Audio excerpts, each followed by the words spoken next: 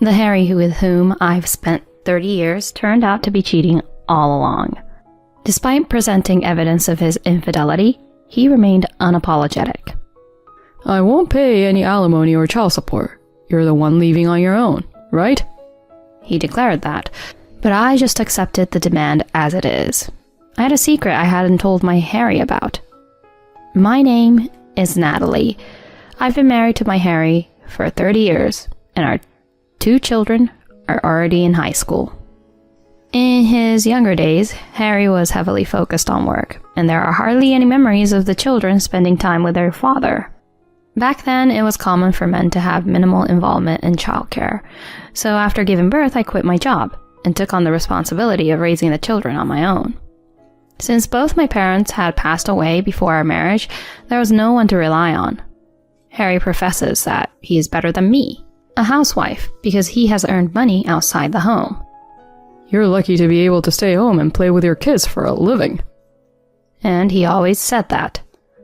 On days off, Harry would spend the entire day lounging at home, not taking the kids to the park or doing anything. I, on the other hand, continued to manage household chores and childcare without a break.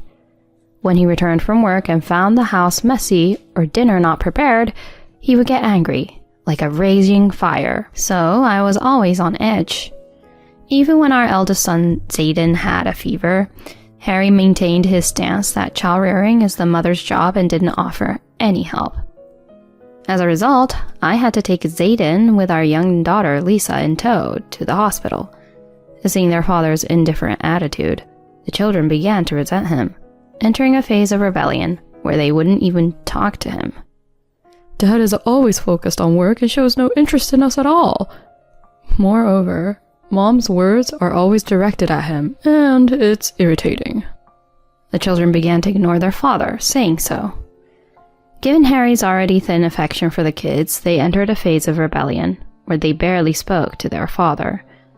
However, as the children entered high school, they moved past the rebellious phase, and there was at least some minimal conversation.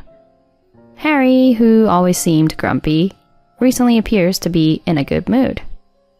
Work is still super busy, and there are more times when he can't come home until morning due to work commitments, or when he's concerned about staying overnight during business trips. But even with all that, he somehow seems to be enjoying it, suggesting that his job is fulfilling. After Harry retired, we envisioned spending a peaceful retirement together. However, I realized my naive thoughts were shattered just a few months ago. While going through Harry's suit for dry cleaning, I found receipts indicating he had eaten at a restaurant for 2 on a date and had purchased items from a clearly female-oriented brand. Suspicious, I checked the credit card statement I had entrusted to Harry, and it showed payments for a stay at a spa on a date when he was supposed to be on a business trip. The results revealed one thing. Harry had been lying to me. The fulfillment he experienced wasn't from work, but rather from his private life. The recent good mood was likely due to his enjoyment of an intentional affair. I started monitoring Harry's actions from that point. Harry, oblivious to my awareness of his infidelity, was lax in managing his smartphone, making it easy to identify his affair. Harry's affair partner is a woman from a club he frequents. While she seemed uncomfortable with the older crowd inside the club, Harry oddly liked her a lot and would request her every time. Initially just a customer, their relationship extended beyond the club, and now they seemed to deepen their connection as if they were more than just acquaintances. After leaving the club, she now has a daytime part-time job. However, because she still lives a luxurious lifestyle like when she worked at the club, it's difficult to believe that her part-time job alone is enough to cover her expenses. Perhaps Harry is contributing to cover the shortfall. Not only did he give her money to live on, but he also bought brand name goods for her and took her on trips to spas and various other places on the pretense of business trips. As I investigated, I suddenly discovered that Harry was in the wrong. As the evidence of the affair became undeniable, I took action. When I confronted Harry with the collected receipts and credit card statements, he readily admitted his wrongdoing. I need to take a break, since I'm tired from work. Isn't it okay since I'm providing for the family with a proper salary? Saying this, Harry brazenly defended himself. If you had created a home where I could relax properly, I wouldn't have to do things like this. You also have responsibilities, you know? That's not a reason to betray our family. If we're a family, you should have shown me more affection and care, shouldn't you? It's your fault, not having any charm, and the kids not being attached to me. Faced with Harry, who insisted he was not at fault and tried to conclude the conversation with a single-minded attitude, I quickly grew disheartened. Why had I been devoted to someone like him without complaining? Living with Harry any longer was impossible. That's enough. I can't continue with you. Let's get a divorce. Upon hearing my words, Harry smirked. So, it's come to this. Harry continued confidently. I intended to continue our married life. The divorce is your wish. So, I won't pay alimony or child support. If you're leaving, then leave on your own. It seemed Harry wanted to divorce to start a new life with his affair partner. However, if I initiated the divorce, he could demand alimony and child support. So it was almost like I was the one to initiate the divorce. I even wondered if he left the receipts in his suit on purpose to make me aware of his affair. It was frustrating to go along with Harry's wishes, but not divorcing was not an option at this point. Breaking up with Harry was more urgent than fighting over money. Understood. I don't want a single cent. Huh? Harry seemed surprised at how easily I conceded, but he quickly became pleased. I see. You're a reasonable person. Right, no need for property division, huh? Harry apparently had no intention of sharing his property, including alimony and child support. He probably wanted all the money for his new life with his affair partner. The more I listened, the more absurd his arguments became. It made me foolish for enduring so many years with such a petty man. Fine. To avoid any complaints later, let's sign a contract properly. Sure, but I won't compromise on the kids' well-being. After the divorce, promise that nothing will change regarding my relationship with the children. That's fine. It's better for the kids to be close to you than me. You won't hear from me, so don't worry. You, on the other hand, don't come crying later, saying you don't have enough money. Harry easily gave up parental rights. As I expected, the children meant little to Harry. For us, though, their lives wouldn't be affected much by Harry's absence. With this, the divorce between Harry and me concluded, closing the chapter on our 30-year marriage. After being kicked out by Harry, the children and I moved to a centrally located, fully owned apartment. It was one of the properties my parents had left for me. Actually, my parents owned several apartments, and they transferred one of them into my name before they passed away. I didn't dare tell Harry about this because it was a long time ago, but even after I became a housewife, rental income from the apartment continued to come in. This allowed me to lead a comfortable life without relying on Harry for alimony and child support, and it covered the children's university tuition when the time came. Life after Harry was surprisingly trouble-free, even comfortable without having to cater to his moods. About a year after the divorce, Harry called unexpectedly. Natalie, are you living in the apartment near the station now?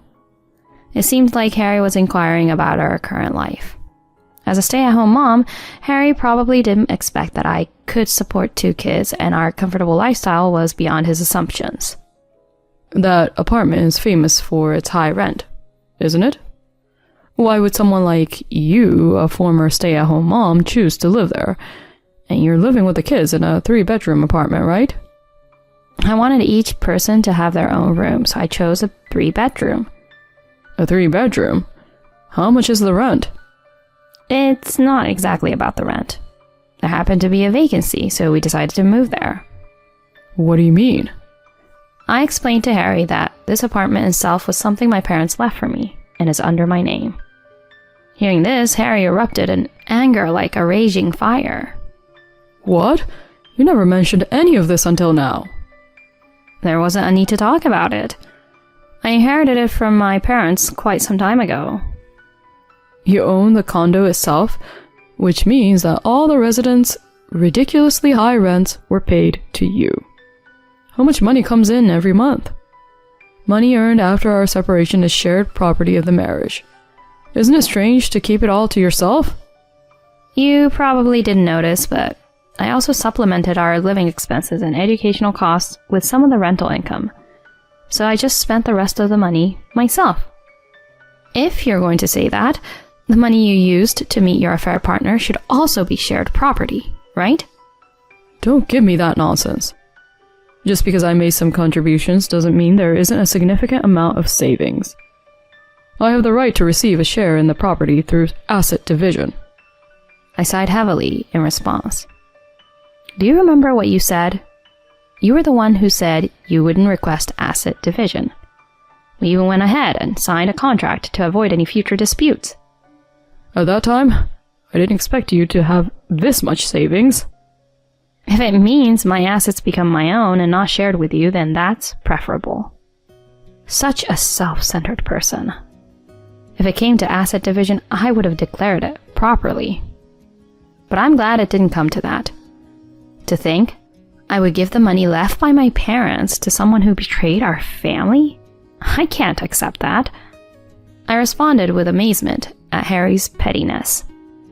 Nevertheless, I wonder why Harry chose now to contact me. As I was pondering, Harry spoke a little hesitantly. Well, let bygones be bygones. I contacted you today because I have something to discuss. As I expected, the discussion didn't seem promising.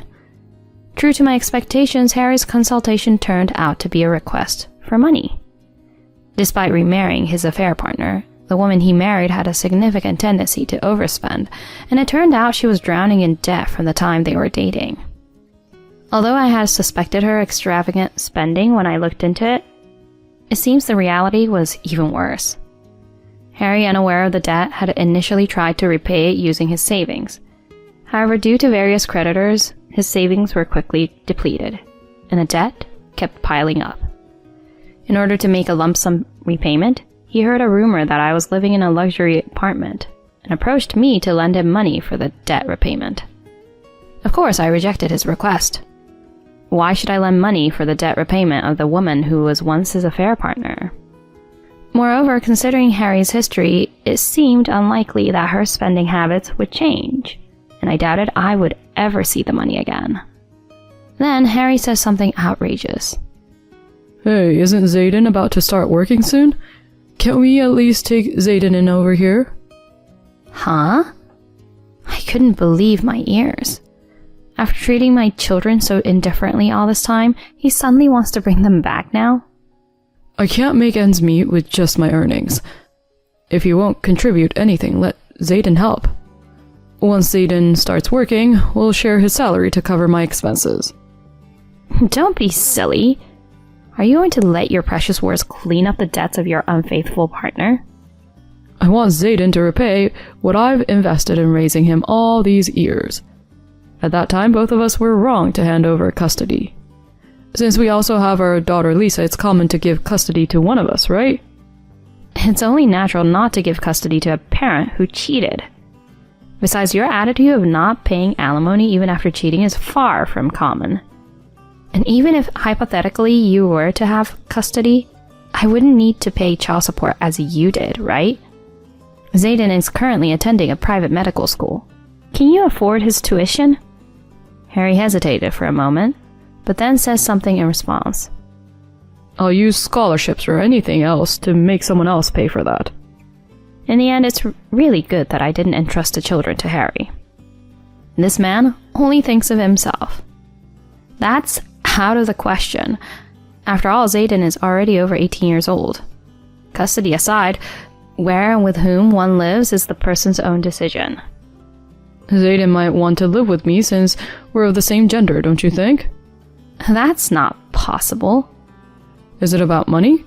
Do you intend to buy the children with money, living in an expensive apartment and giving them an allowance? That's not it. The children know perfectly well why you and I got divorced. Did you tell the children? This is a matter between spouses, isn't it? Do you want to turn the children against me? To that extent? I simply told them that we separated due to differences in values. It seems like they understood it that way. Even without me saying it, the children were well aware that you were having an affair. Maybe that's just how you perceive it. Let me talk directly with Zayden. If we talk man to man, I'm sure someone will understand my feelings. Stop it. Zayden said you're the worst kind of person, betraying the family. There is no way you can understand. Besides, as a condition of the divorce, I promised not to involve the children. By the way, calling like this is actually a breach of the agreement. If you insist any longer, I will charge you child support and alimony to date as a non-contractual divorce. When the term alimony came up, Harry became quiet and cut off the conversation, muttering excuses. Hopefully, this means he won't call again. It's really fortunate that Zayden and Lisa were not affected. Harry, who had been relying on money from me, found himself without support, making it impossible for him to repay his debts all at once. Due to accumulating debts, it seems that all the money Harry earned has been disappearing into interest payments. Moreover, the partner he's still with continues to squander money, and there's no sign of the situation improving. If anything, it seems to be getting worse. While I'm astonished at Harry's lack of financial judgment, I can't really say much, having spent 30 years in marriage with him. After that, the children and I continued to lead a peaceful life. There has been no contact from Harry since then, and we've been able to live comfortably. And currently... Mom, are you ready? Yes, I'm coming now. My son, Zayden, and daughter, Lisa, have each married, started their own families, and moved out. Blessed with grandchildren, I am now a grandmother to 4. Both Zayden and Lisa frequently come to visit, bringing their children, showing concern for me after they moved out and I was living alone. Today, we're on a family trip with Zayden's and Lisa's families, making a total of 9 of us. Perhaps the joy awaiting me in retirement is thanks to the decisive separation from Harry at that time. I heard through the grapevine that despite wanting to part ways with his current partner, Harry hasn't been able to due to the partner's clever reluctance. He lives only to pay his debts, with no happy time at all with his grandchildren. I feel sorry for him indeed, even though he deserved it. In a moment of mistake, happiness and misfortune can diverge so drastically.